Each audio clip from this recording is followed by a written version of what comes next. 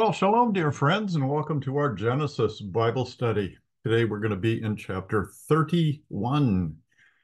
And we have been studying the travels of Jacob after he gained his brother Esau's birthright and then the blessing of the eldest son.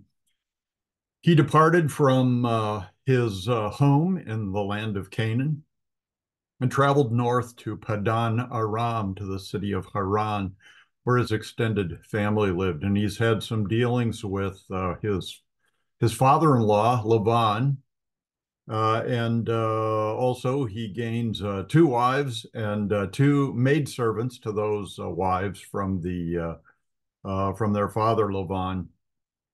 And he's been working for him for 20 years. Well, today he's going to embark on his journey to return home. But he's going to do so in such a way that it's going to produce the biblical version of a car chase. He kind of sneaks out of town and starts south. Gets a few days advantage on his father-in-law, and then his father-in-law gathers all his troops and heads south in pursuit, probably on camels rather than cars. So yeah, let's go ahead. This is kind of a lengthy chapter, so we'll go ahead and start with our preliminary stuff today. Let's see here. This material, everything that we'll be looking at in the preliminaries today, we have already looked at. So we'll go kind of briefly through the preliminary stuff and give you an opportunity to, pause the tape if you want to read through anything or do any research on this background material. For those of you who prefer just to do the verse by verse commentary parts, I encourage you to go ahead and push fast forward on your viewer there and go to the part where the word processor pops up with Genesis 31 on it. So yeah, let's initially go through this stuff. Lately, I've been advertising my most recent book. It's called Nazarene Essene Theology. This is a systematic theology approach, kind of something out of my area of expertise. So it required a lot of research. It's a big book, and it's basically a systematic theology from Genesis to Revelation. The only reason I'm recommending it to you is there's a lot of material in this book about Genesis, so you might find that helpful as we go through these video studies. We've also been looking at this dispensational chart from Alfred Eads' book of dispensational charts. We've been looking at the age of promise. Begins with the covenant that God makes with Abraham. Prior to his name being changed to that, he was Avram.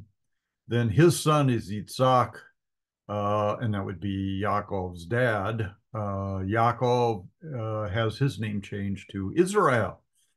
And I think it's in the next chapter we will read about the incident that brought about the changing of Jacob's name. We've also taken note of the fact that the red ribbon of redemption, or the road of redemption, runs through all three generations into the fourth generation and through the tribe of Judah, or Yehuda. That is the tribe of the one of the 12 tribes of Israel that produced the kings of Israel. The tribe of Levi, which is just before Judah on the chart, that was the tribe out of which came the Levites and the priests, who would serve an important role in the worship life of the chosen people. And then, of course, the red ribbon runs down into Egypt. And when we get to the story of Joseph, another one of the sons of Yaakov, when we get to Yosef, we will find that in many ways, he is kind of a type of the Messiah. of Yeshua, even though Yeshua didn't come from this tribe, he came from the tribe of Yehuda. So, yeah, if you want to pause and take a more careful look at this Bible chart, feel free to do that. We've also been looking at a lot of maps. The first couple have to do with the travels of Abraham when he heeded God's call and left Ur of the Chassidim, or Ur of the Chaldeans, and traveled with some members of an extended family up to Haran. He remained there in Haran with his wife Sarai and their nephew Lot until the death of his father Terah, and then they continued their journey southward into the land of Canaan, which was to become the promised land. Um, I've included a couple of Bible verses, one from Genesis 13 and one from Genesis 15, that discuss the extent of the promised land. And it's a larger parcel of ground than has ever been occupied by Abraham, Isaac, and Jacob, or any generation of their descendants. And the boundaries of the promised land are first in Genesis 13, it would be all the land where the patriarchs of the various generations traveled. So wherever their feet rested on the ground and their eyes beheld the territory, that was to be promised land. The second Bible verse, Genesis 15, gives geographical boundaries. It's from the river of Egypt to the great river Euphrates. So here's the river of Egypt. And of course, the Euphrates River runs back down towards the Persian Gulf. On the next map, it shows a journey that Abraham and Sarah took to Egypt, which would bring them to the western boundary of the promised land, the river of Egypt. On this map, which is entitled The Travels of Yaakov, we have been looking at kind of the big picture, which is what we're most interested in today. So Jacob, I'm sorry, yes, Yaakov. Jacob travels from his home. I think he started out in Beersheba, and he goes up north to Haran, to Padan Aram is the name of the territory. Stays there for 20 years with his extended family. He gets married, has a bunch of kids. And then when the time is right, at God's direction, he heads back south again. And that's the story we'll be looking at today. On this map is a kind of a red section that I have basically taken that and enlarged it on this map so we could see some of the details of the various places on the itinerary of Jacob as he traveled north, and then today he'll be traveling south.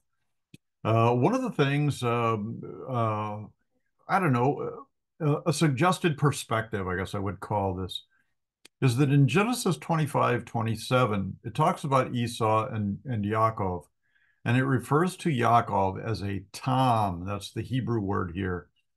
And Tom means a complete person, usually morally pious, specifically gentle and dear, as in D-E-A-R, coupled together, perfect, plain, undefiled, upright. And I just noticed that in the Hebrew text, and just about every one of those definitions for Tom is contrary to the way I had always thought of Jacob. So as we continued past chapter 25, I've just suggested that we should kind of examine the character of Jacob and see if he's not the dirty rat that Bob thought he was all these years. And so far, he's doing okay. We may want to question the character of Laban, his father-in-law. But so we've been kind of following that up to see if maybe Jacob was a very well-behaved and usually morally pious person. We've got the family tree that starts with Terah and all of his sons, and then the various branches of the family. And in these most recent chapters, we've been focused on Jacob. And then, of course, Jacob marries Leah and Rachel, and this is the branch of the family tree that the girls were from. And then each one of them had a maidservant, Zilpah and Bilhah, that were kind of added to the family. So there are four women that Yaakov is sleeping with and producing children by. Then we have those four women. We've got Leah and Zilpah, her maidservant, and Rachel and Bilhah, her maidservant. And these are all the sons that are that were produced. There's one daughter named Dinah or Dinah, who's not on the list here, which is um, kind of a bad deal for her. She does play kind of a prominent role in the story that's to follow. I did take some time. I can't remember which chapter it was in when we talked about four proofs that Jacob took his wives immediately, or very short in a very short time frame after arriving in Haran, because you could get the idea that he had to wait. He had to work for 7 years before he was allowed to marry his first wife. He thought it was Rachel, turned out to be Leah, and then work another 7 years before he was able to marry his best girl, Rachel. And problem with that is the chronology. So there's not enough time to produce all those kids in that very short period of time. But if he kind of made a down payment by means of a contract to work those 7 year periods of time, then it works out fine. So I've got, I think, three slides here. This one and the two that follow. If you want to read through this material, it comes from the Dake Study Bible by Finest Dake. He does a real good job of making the case for the fact that Jacob took his wives immediately. So you can pause on whichever one of these or all three of these slides that you want to look at.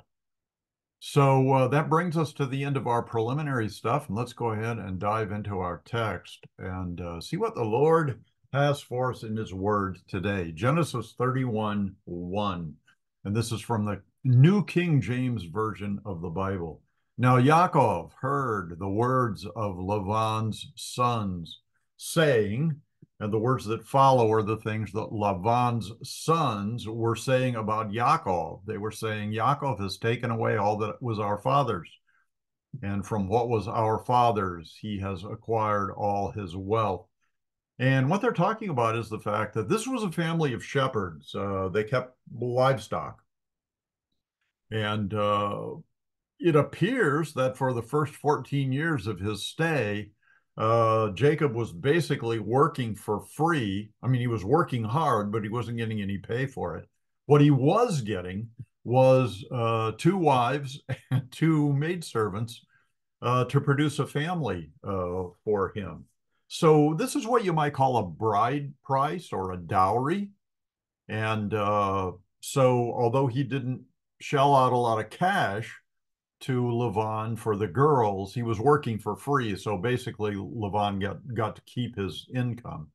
And then after the 14 years, Laban decides to offer him a salary, a wage, and he invites Jacob to name that salary. And Jacob says, how about if I get to take the colored animals, the striped or the spotted animals from the flocks, and keep them for myself, and then you get to keep all the, I suppose, the pure white ones or the pure black ones. And I think because spotted or speckled or striped sheep are kind of rare, Laban was eager to go along with that. He thought Jacob would probably come away with next to nothing. But we're going to learn that God was with Yaakov and prospered him. So the flocks produced a lot of colored, streaked, spotted, and speckled sheep. So Yaakov was getting very wealthy. So, you know, livestock kind of counted like money in those days. And so Yaakov was becoming very wealthy.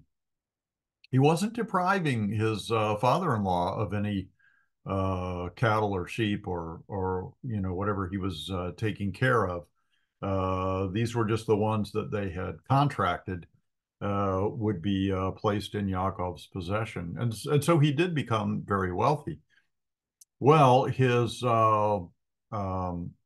Laban's sons, uh, think this is a what kind of a mischievous thing that Yaakov is doing, and they're criticizing him. They see all this wealth that Yaakov has accumulated, and they think, hey, that should be part of our branch of the family trees, wealth that we would inherit when our father passes on. So they felt like not only was Jacob cheating his father-in-law, but he was also cheating them as well. And that brings up the question of, well, according to these sons of Lavan, I guess they'd be cousins, maybe. According to these sons of Lavan, Jacob is a dirty rat. He is being dishonest with his father-in-law. But according to what we've read leading up to this, he wasn't cheating him. Jacob wasn't cheating Lavan at all. He was dealing with him very honestly and according to the contract that they had made. So what is expressed here about Jacob is just the opinion of the sons of Lavan. And there are a lot of opinions that are recorded inerrantly in the scriptures, but are just mistaken. It's just a different point of view. It's what those sons actually did, sincerely thought about Jacob, but they were wrong about that. And Yaakov saw the countenance of Lavan. Countenance is kind of like the expression on a person's face. You can kind of tell, whether you have found favor in their eyes or not. So he looks at the countenance, the facial expressions of Lavan.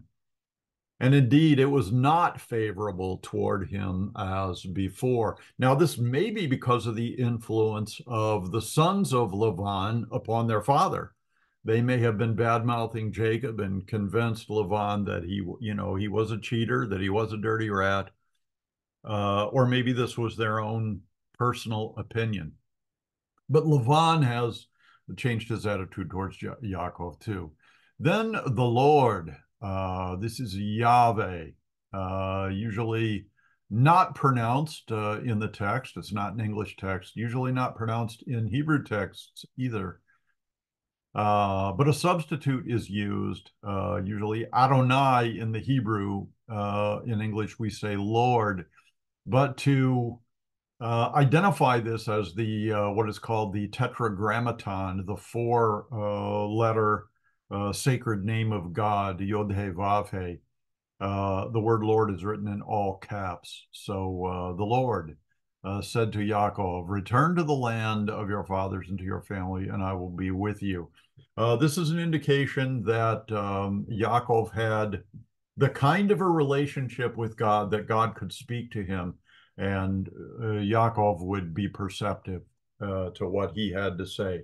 This is probably speaking to him in his spirit man, in his conscience, like God communicated with all people on earth before the Bible began to be written. And this chapter 31 of Genesis is before the Bible began to be written.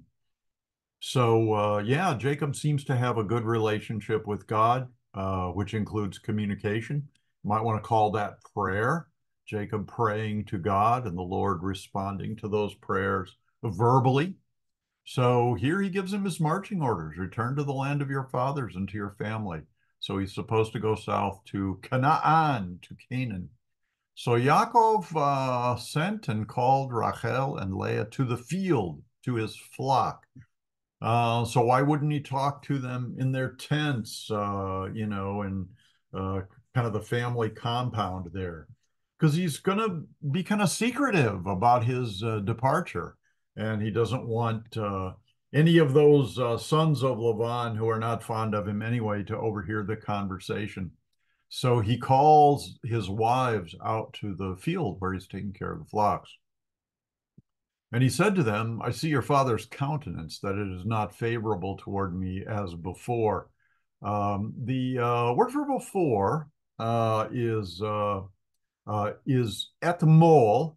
Tamol is the three-letter root word, and it can mean specifically yesterday, and in general, it can mean previously. Now, this expression, kit mol shlo shom, very kind of a unique Hebrew expression. Shlo shom is sort of a version of the Hebrew word for three, like 3 days.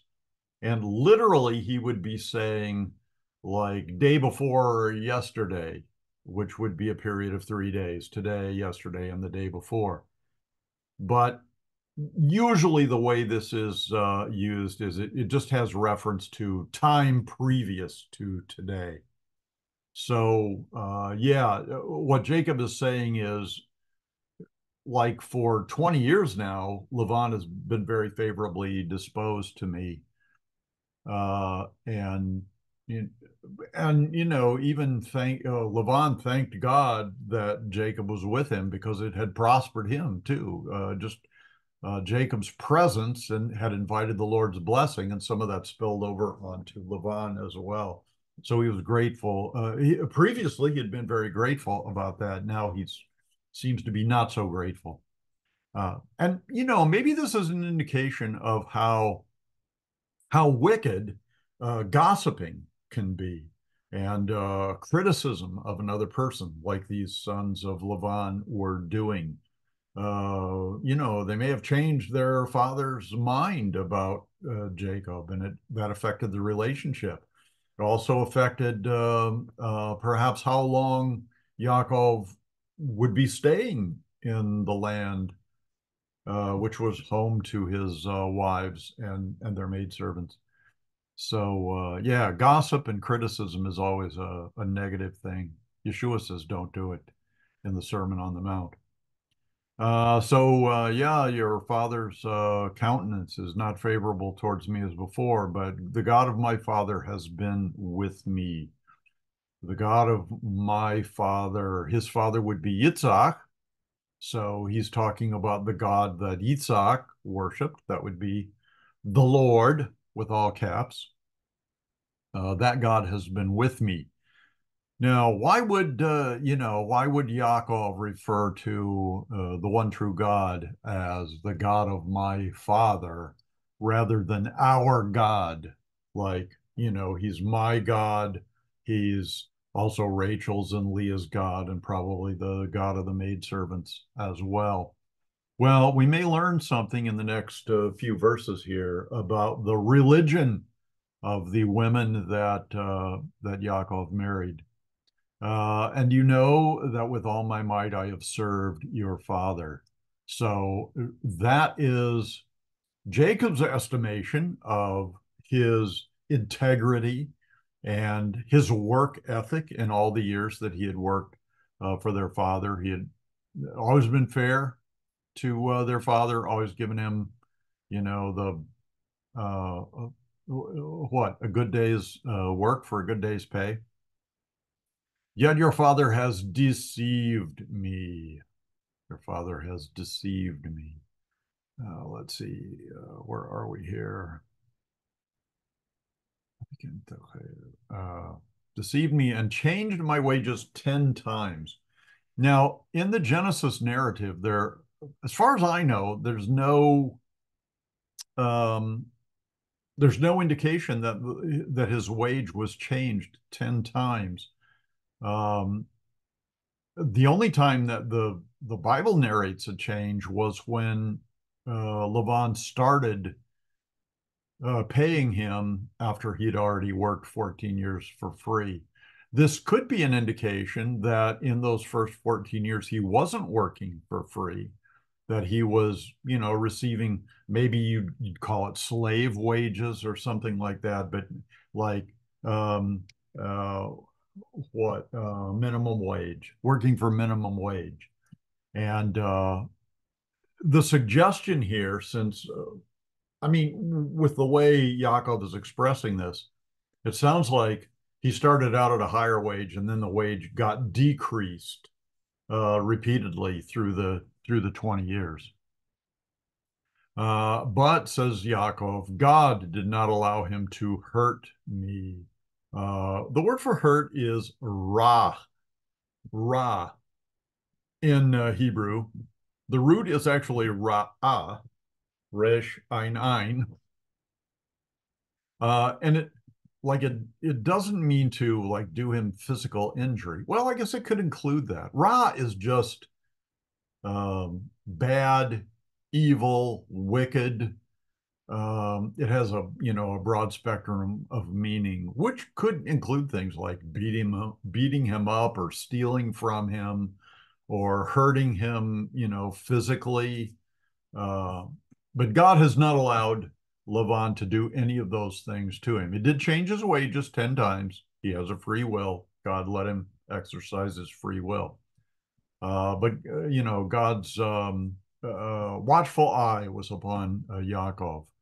And so, even though, according to his claim, his wages were changed 10 times, probably not for the better, but God still prospered him anyway, which just goes to show,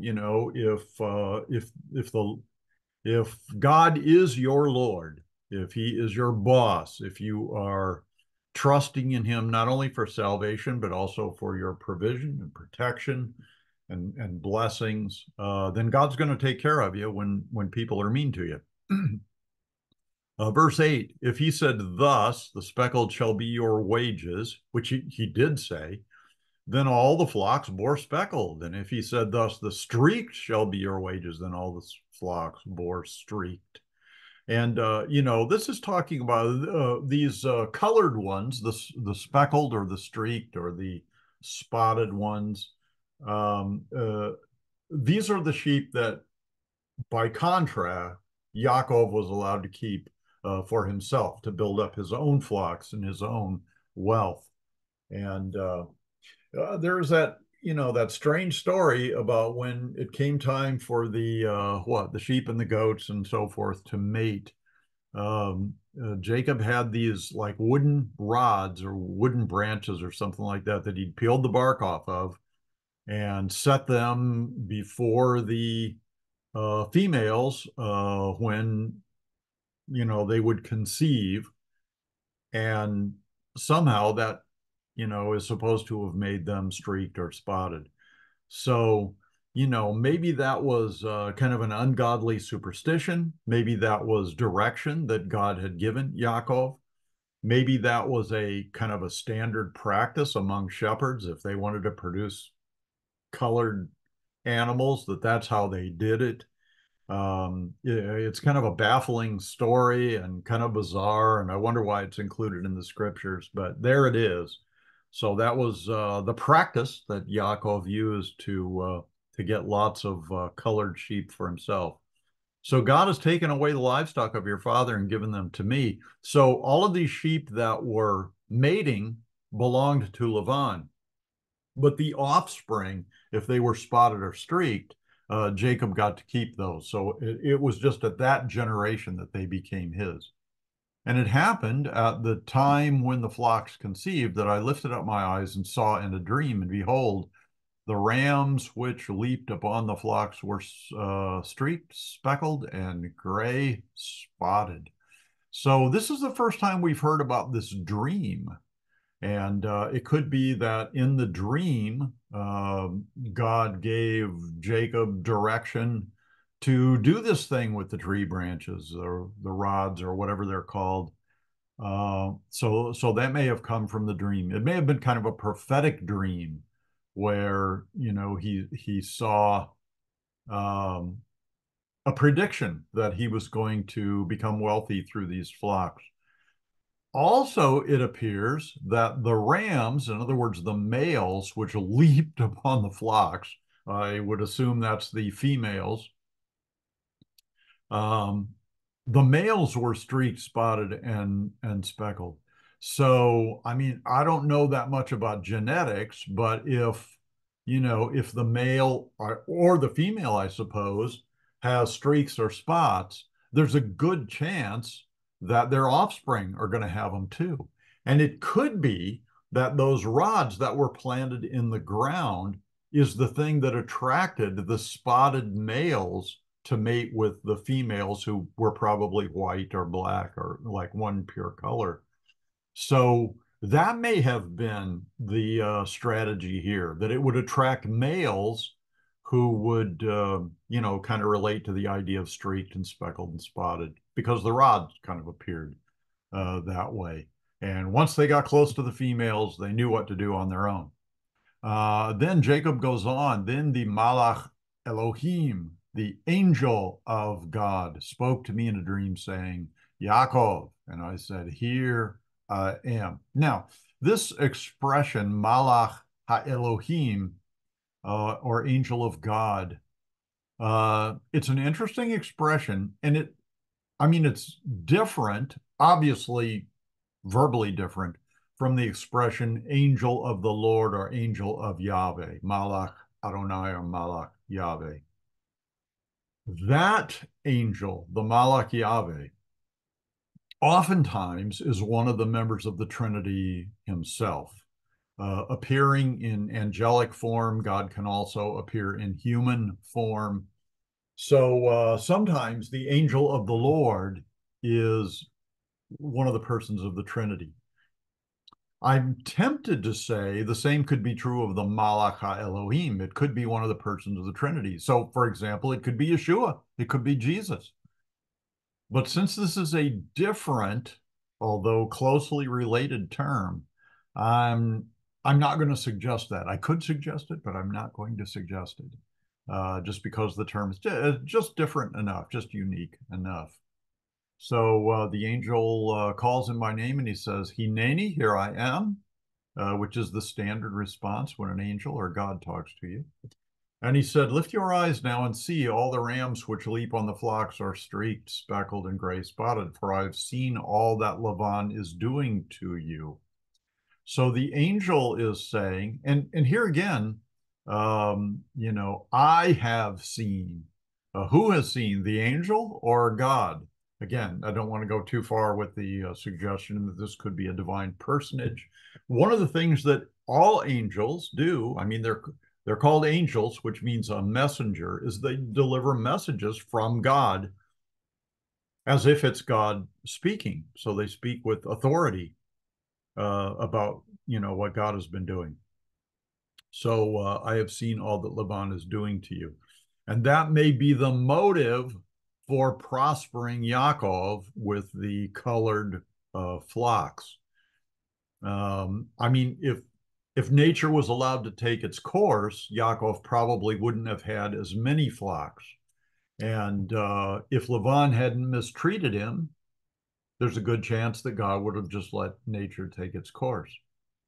But since he had seen this mistreatment, then he has prospered Yaakov in a kind of an extraordinary, maybe even might even want to say miraculous way. So in verse 13, he says, I am the God of Bethel.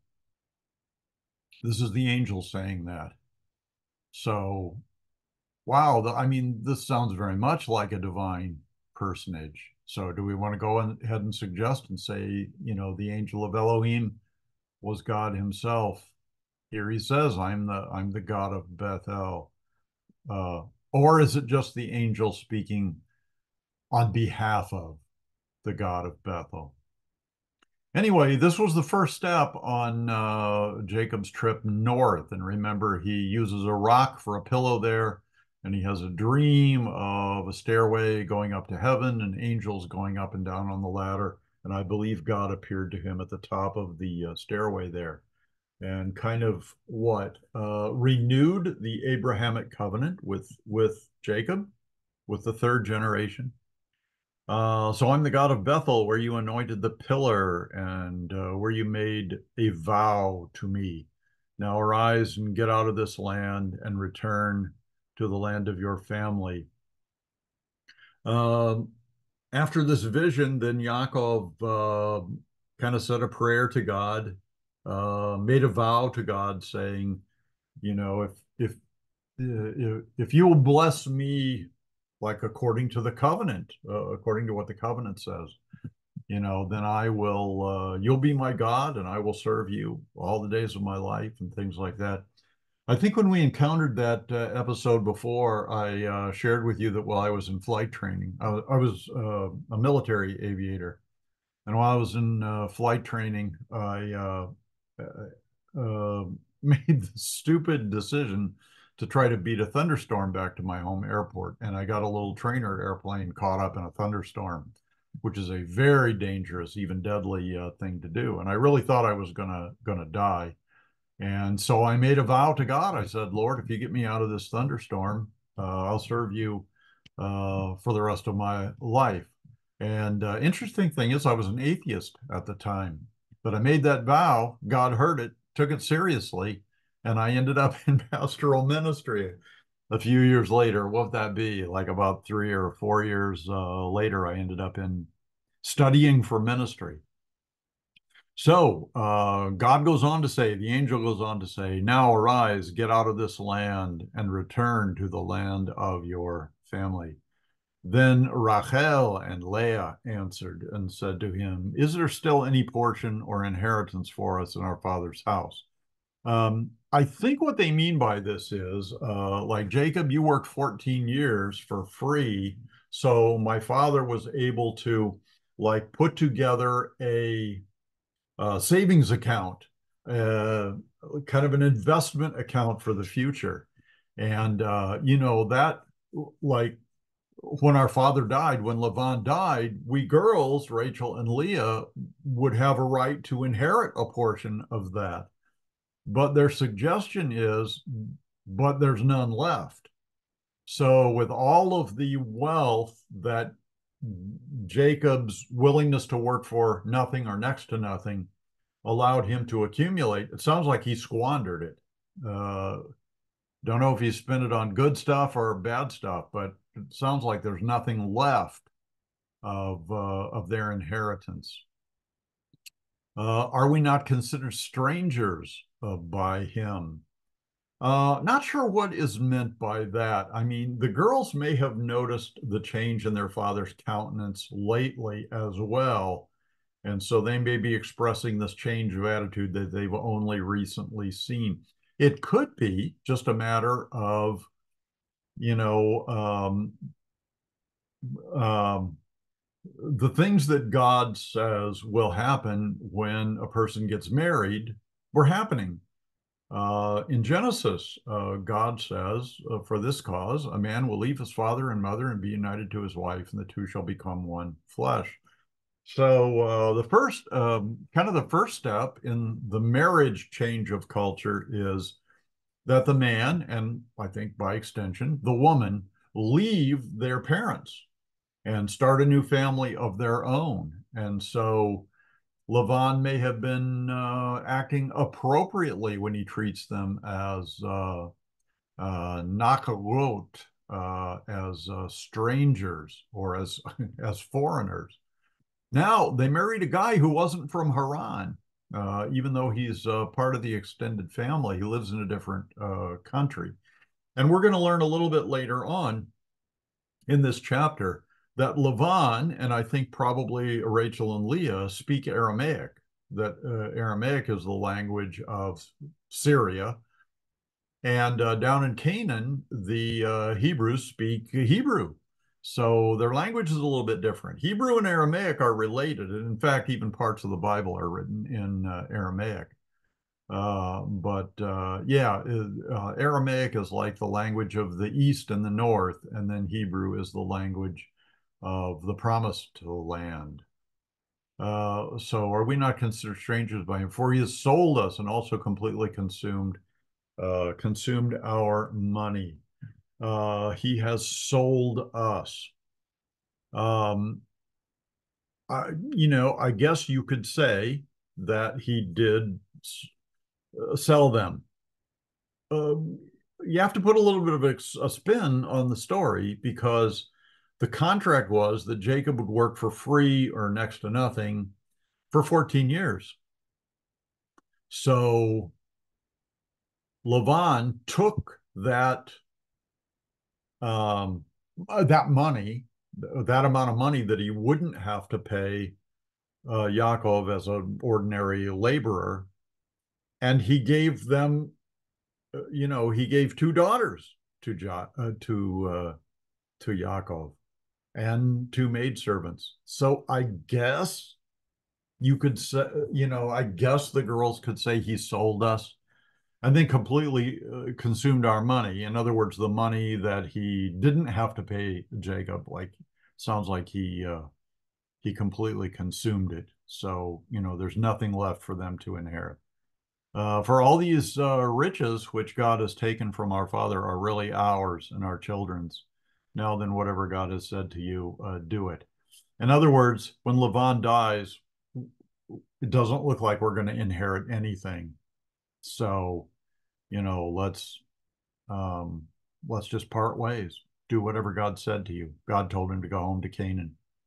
Then Yaakov rose and set his sons and his wives on camels, and he carried away all his livestock and all his possessions, which he had gained, his acquired livestock, which he had gained in Padan Aram. So this sounds like two groups of livestock and possessions, but it's not. This phrase right here, his acquired livestock, which he had gained in Padan Aram, I think that is called an epexegetical use of this phrase. So in this first phrase where it says he carried away all his livestock and his possessions, which he had gained, this following phrase is just saying that he gained it in Padan Aram.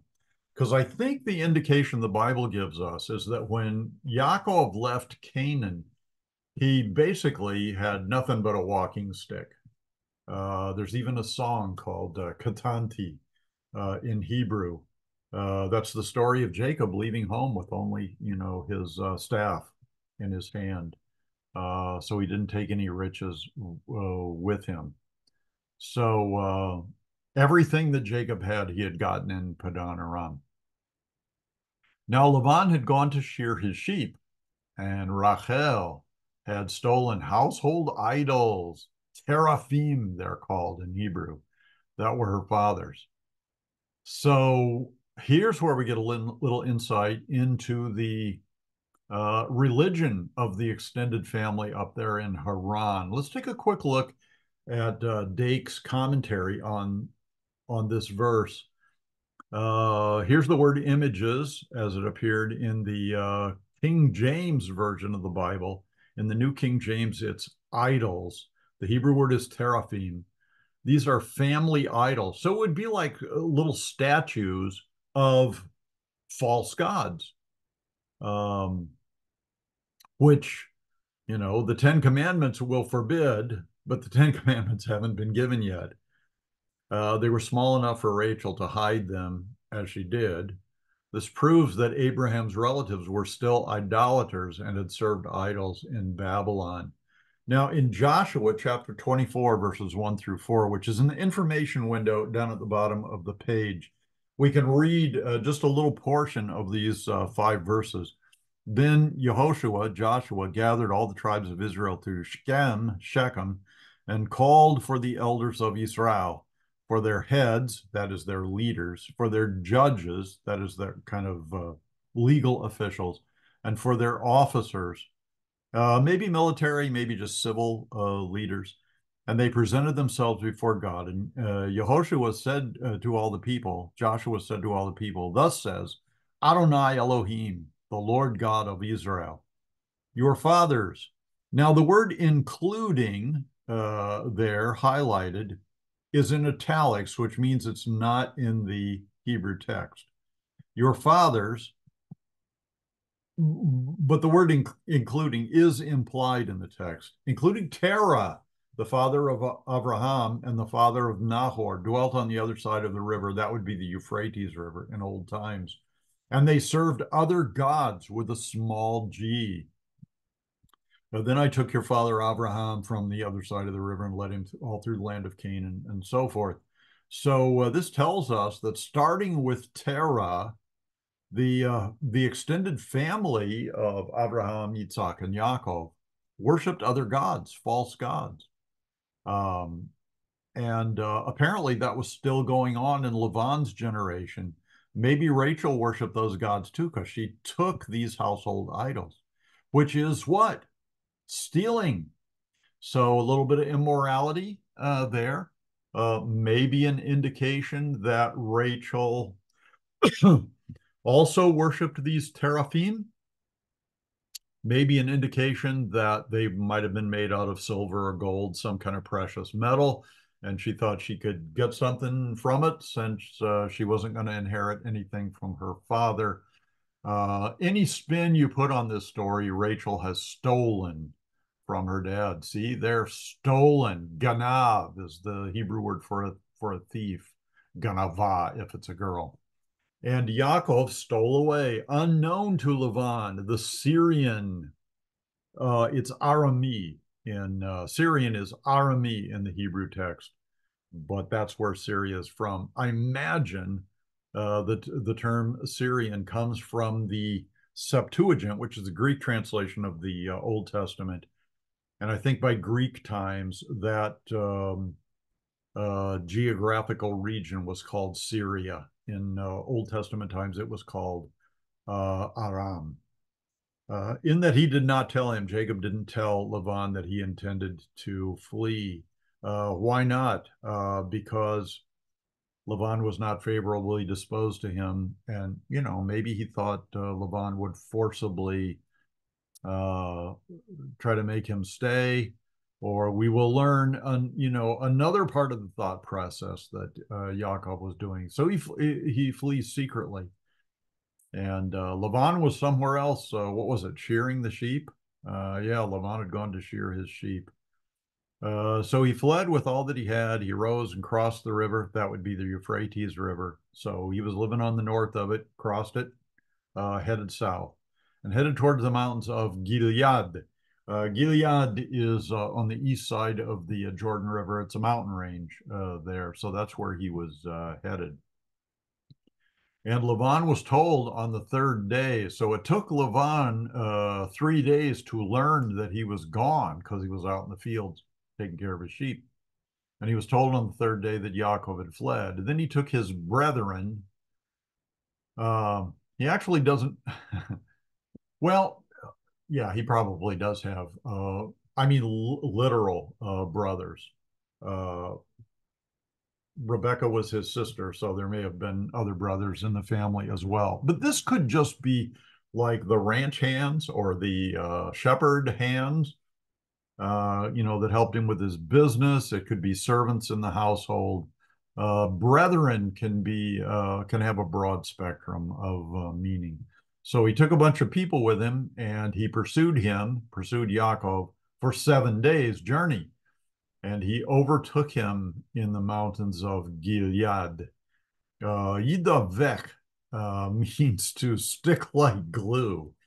Very strange word. You know, I would have used something else in the Hebrew, but the Bible uses davak. So he glued himself to Yaakov in the mountains of Gilead. So Jacob almost made it home, but he still had a little ways to go. But God had come to Lavan, the Syrian, in a dream by night and said to him, "Be careful that you speak to Yaakov neither good nor bad." And again, in the Old Testament, Syrian is Arami. Yeah, be careful that you speak to Yaakov neither good nor bad. It sounds like God is saying, don't talk to him at all. Just leave him alone.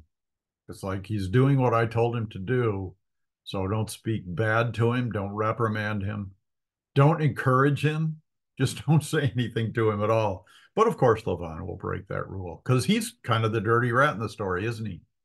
Verse 25. So Lavan overtook Yaakov. Now Yaakov had pitched his tent in the mountains and Laban with his brethren pitched in the mountains of Gilead. So it sounds like they're in the same basic location. And Laban said to Yaakov, "What have you done that you have stolen away unknown to me?" And the word stolen here is, I think it's Ganav. Let's see here. I don't know why it's not highlighting my Hebrew text over here. Tignov. Tignov is a version of the word ganav, which is a thief. So you've stolen away. Now, Rachel did literally steal from him, but to say that Yaakov had stolen away means you're acting like a thief that broke into my house and stole stuff, and now you're sneaking away trying not to get caught. And that was all unknown to me. And carried away my daughters like captives taken with the sword. Not that Yaakov actually had a sword, but taken like or as captives with the sword. So he's speaking, he's speaking, uh, he's not, he is speaking good or bad, mostly bad. Why did you flee secretly? So why sneak away and steal away from me and not tell me? For I might have sent you away with joy and songs, with timbrel and harp. Well, Yaakov wasn't seeing that in his expression, but this is an excuse. I mean, this is a hypothetical situation. If you'd stayed around, I'd have thrown a big party for you. Not that he really would have, but it's a good argument to use. And you did not allow me to kiss to kiss my sons and my daughters. By sons here, it's the word banav, but he's talking about his grandsons, not his sons. So Yaakov would be considered his son. We would say son-in-law, but the grandsons would also be considered sons of Lavan, just a generation separated. Uh, and my daughters, I like to kiss my daughters too. Now you have done foolishly in so doing. Sakal is the Hebrew word for foolishly here. I don't know why he calls it foolish. I mean, it makes sense to me, but I'm on Jacob's side. Verse 29, it is in my power to do you harm. And he may be referring to all the brethren that he brought with him, could amount to hundreds of people. If this was a big family operation that they had going, could be hundreds of people with swords, with spears, with clubs, with maybe bows and arrows and stuff. But the God of your father spoke to me last night, saying, "Be careful that you speak to Yaakov, neither good nor bad." So if I was Jacob, I would say, "Well, then why are you talking to me?" And most of it's bad. Verse 30.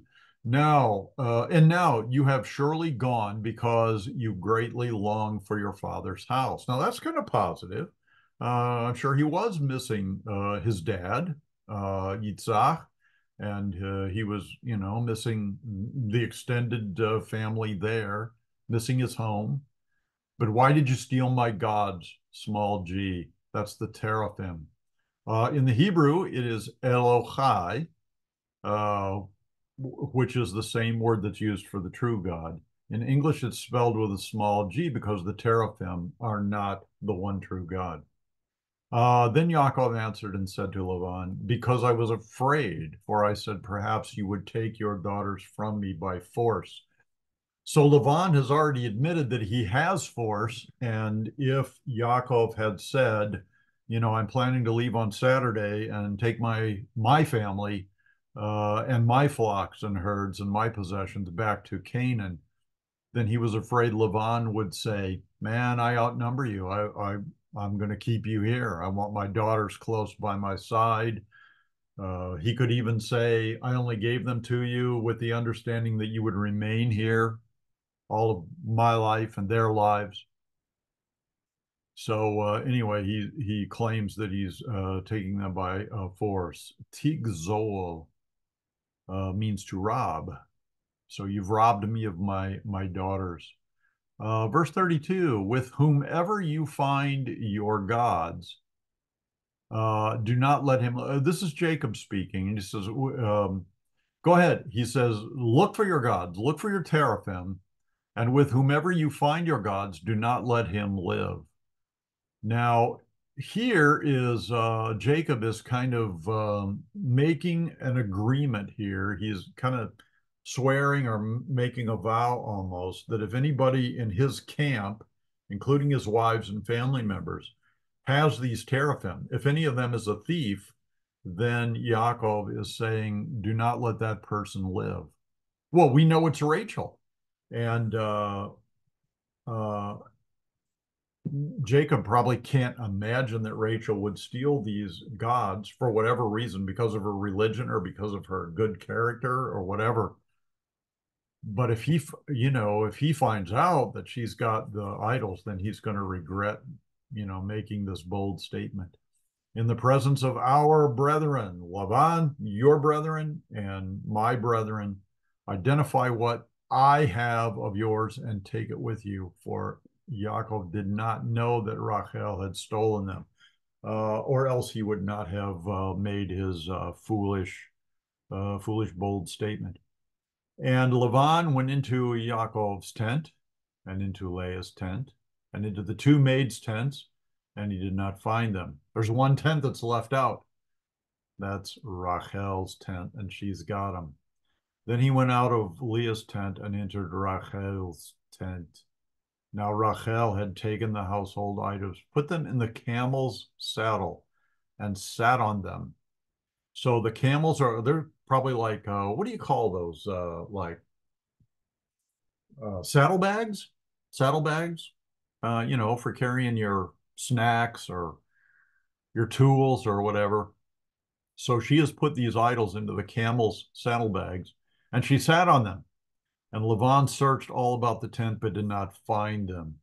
Now, if if I was there, I would be tempted to say to Laban, there's one place you forgot to look. That's in the camel's saddlebags.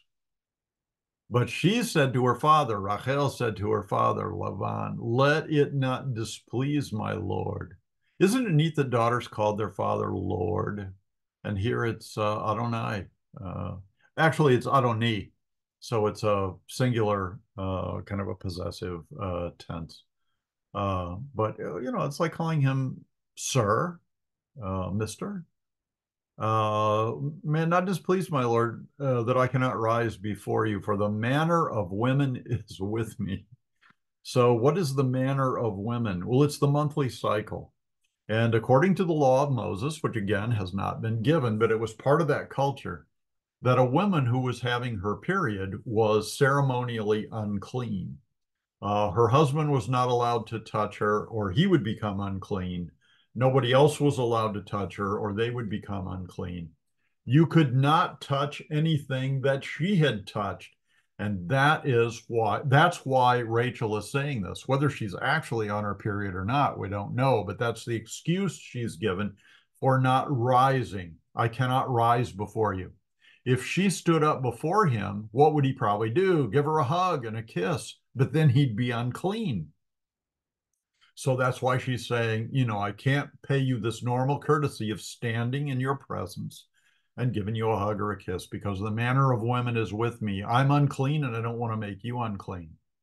And he searched but did not find the household idols. But he didn't search the saddlebags, because if he touched the saddlebags, then he'd be unclean.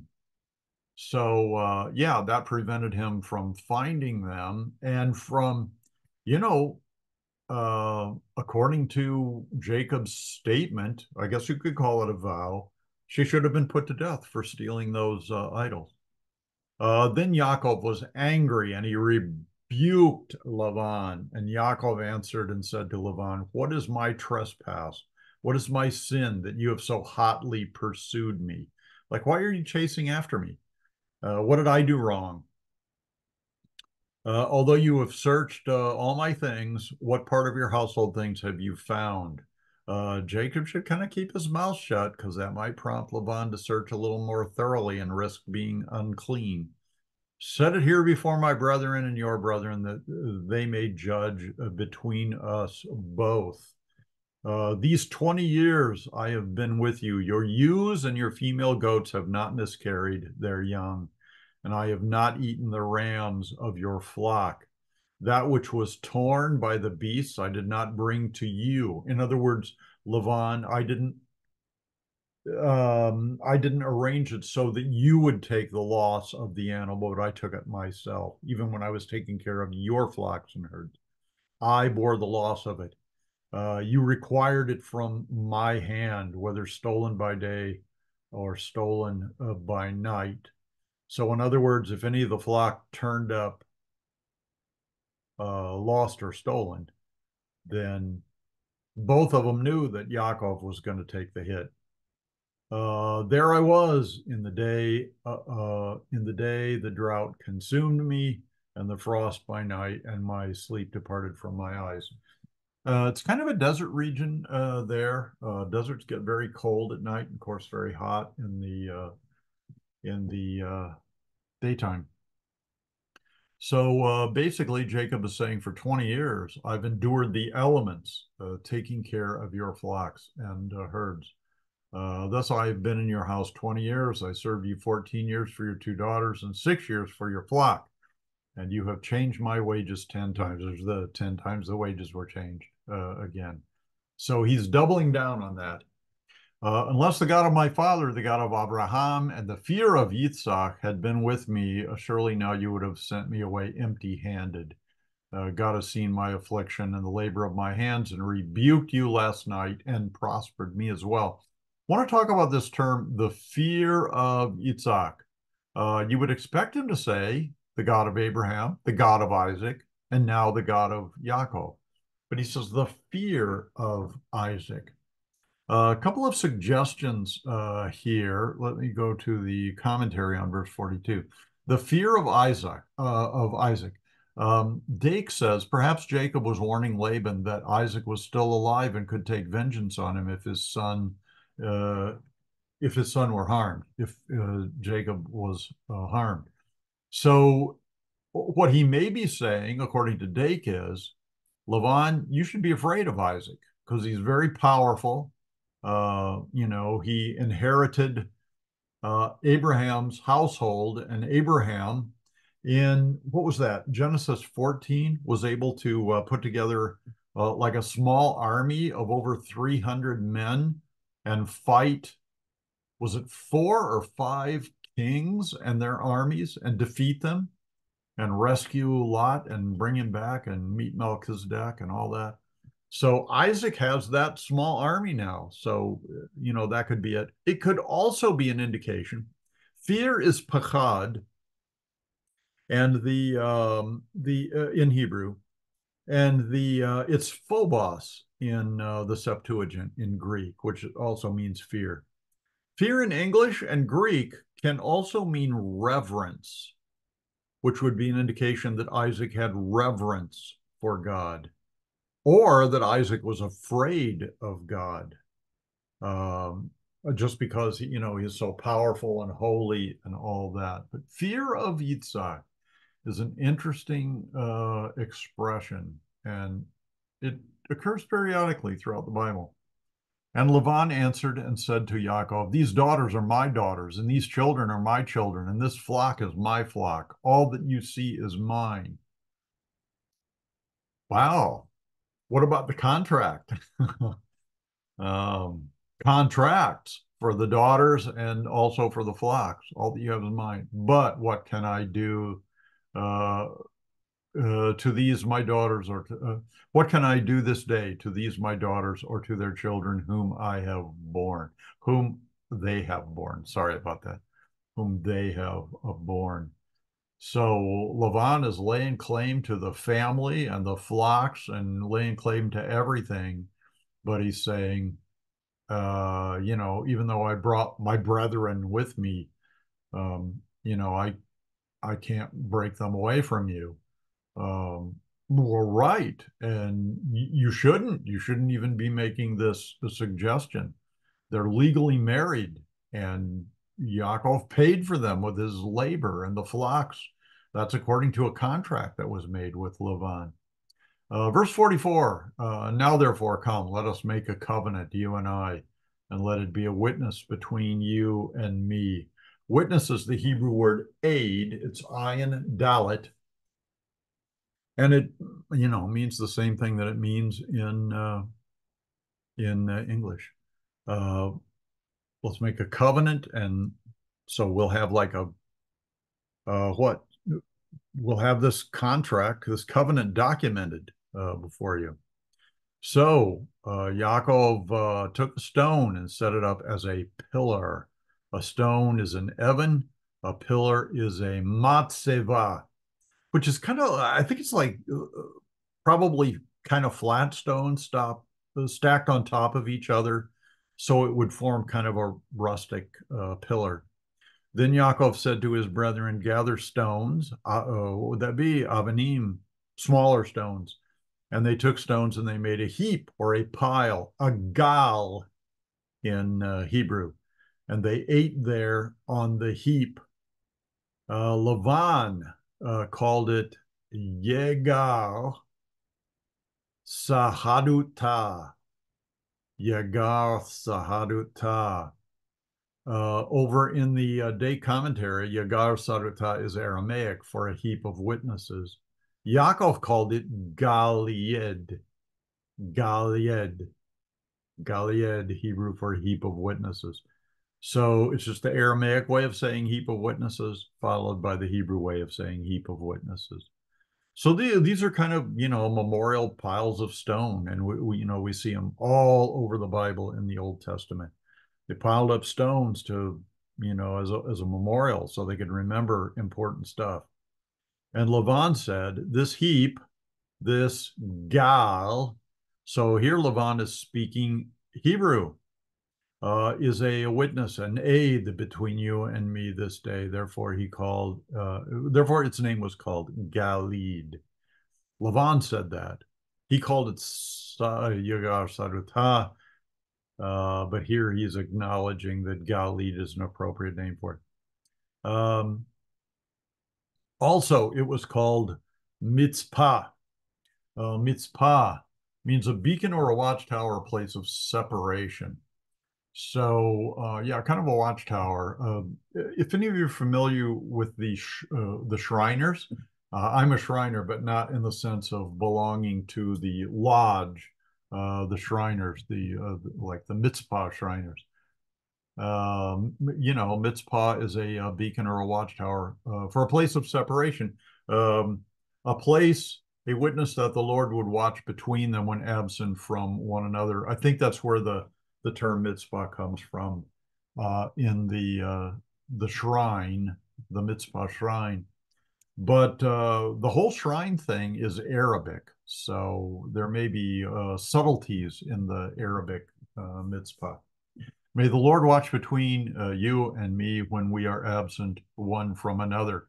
Now, a lot of people are attracted to the idea of the mitzvah and the idea, may the Lord watch between you and me while we're absent one from another, as if what this is saying is, we're going to go our separate ways, but the Lord will watch over both of us and he'll provide for us and he'll bless us and he'll take care of us.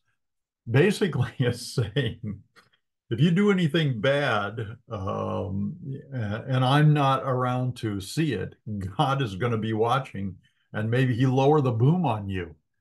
Both of them are saying that. So, the watch is we're going to entrust God to, watch out for our rights and keep us secure. And if you do anything bad to me or if I do anything to you, then he'll clobber you. If you afflict my daughters, or if you take other wives besides my daughters, this is Lavan speaking. Although no man is with us, the mitzvah is there. So God is witness between you and me. And we will be punished for our transgressions, if not in this world, then in the world to come. Then Lavan said to Yaakov, here's this heap, and here's this pillar, which I have placed between you and me. This heap is a witness, and this pillar is a witness that I will not pass beyond this heap to you, and you will not pass beyond this heap and this pillar to me for harm. So the heap and the pillar and the mitzvah, The idea is it's going to keep the two separated. Like Jacob is not going to go north of Gilead, and Lavan is not going to go south of it, but only for the purpose of harm. Like if they want to do business or something like that, they would be free to do that. But Lavan is saying, I'm not going to bring an army against you, and you better not bring an army against me because, God will be our witness and he'll judge between us. The God of Abraham, the God of Nahor, and it may not be the same God. I mean, here in the New King James Version, God is capitalized. But we have learned that Terah, Nahor, and now Lavan were idol worshippers. So this should probably be a small g. There's no way of distinguishing between lowercase letters and uppercase letters when your source is Hebrew, because there are no capitals and small letters in Hebrew. So the God of Abraham, the God of Nahor, and the God of their their father Terah. He was the father of both Abraham and Nahor. May this God judge between us. And Yaakov swore by the fear of his father Yitzhak. So here again, we have the fear of his father Yitzhak. And again, not sure which aspect of fear, phobos or pachad, that means. Then Yaakov offered a sacrifice on the mountain and called his brethren to eat bread, and they ate bread and stayed all night on the mountain. And early in the morning, Laban rose and kissed his sons and daughters and blessed them. Then Laban departed and returned to his place. And in chapter 32, we will continue with the continuing adventures of Yaakov. This story is nowhere near over with. So, yeah, some kind of interesting things are coming up for us. Let me give you we'll do a New Testament blessing tonight. The grace of our Lord Jesus Christ, the love of God, and the communion of the Holy Spirit be with you all. We pray this in Jesus' name. Hope you'll join us next time for chapter 32.